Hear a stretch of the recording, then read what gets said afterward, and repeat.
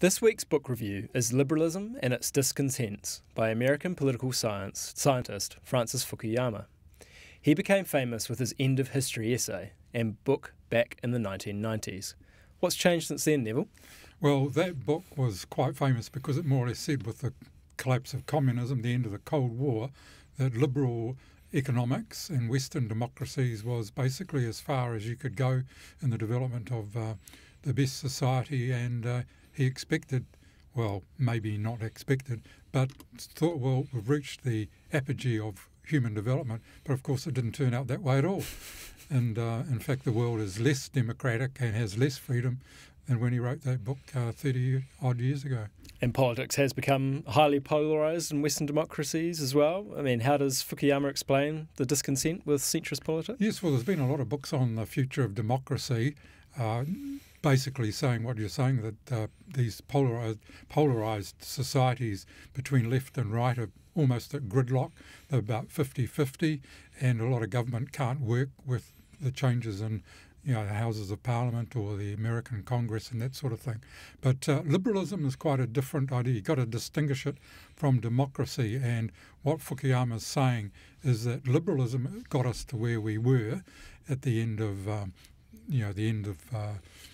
end of the world, but it's being attacked by both sides in the democracies themselves, and that's what this book's all about. Yeah, your review says he criticises both the right and the left. I mean, what are some of his main faults? Basically, the one word he emphasises when you get right to the end of the book is the word moderation. He's a centrist, so he criticises the right, both the populist right and also the neoliberal right. He says the neoliberals, in pushing economic freedom, went too far, created a backlash, not just among the working class but a lot of others, and that fuelled up the left, which brought in identity politics with gender and race and that sort of thing on the left, attacking liberalism from that point of view.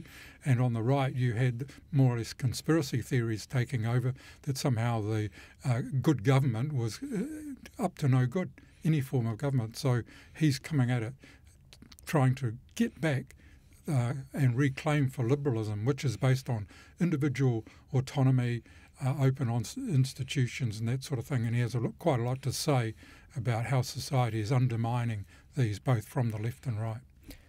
He's writing about America, obviously a very different political environment. Are there any lessons in the book, though, for New Zealand, do you think? I think there is, because there's a lot of parallels between what he's describing going on in America and here. Now, we don't have really what you might call a toxic politics of the right. And we do have an element of it, but it's pretty small. And ACT certainly doesn't fit into that category, and neither does National.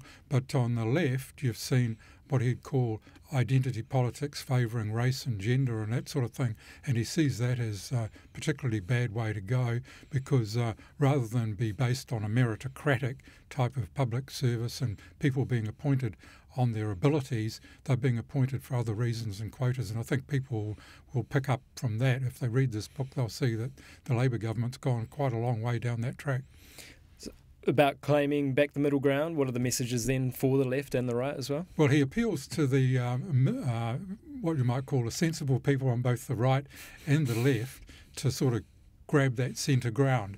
Now, it might be difficult to do that in America, but here it's probably pretty easy, because judging by the polls, the government is hanging on by a thread of public opinion. The election next year might show that pendulum swinging back a bit, but there could be problems for National if it tries to unwind a lot of what the Labour government has done. Neville, thanks very much for your time. Pleasure.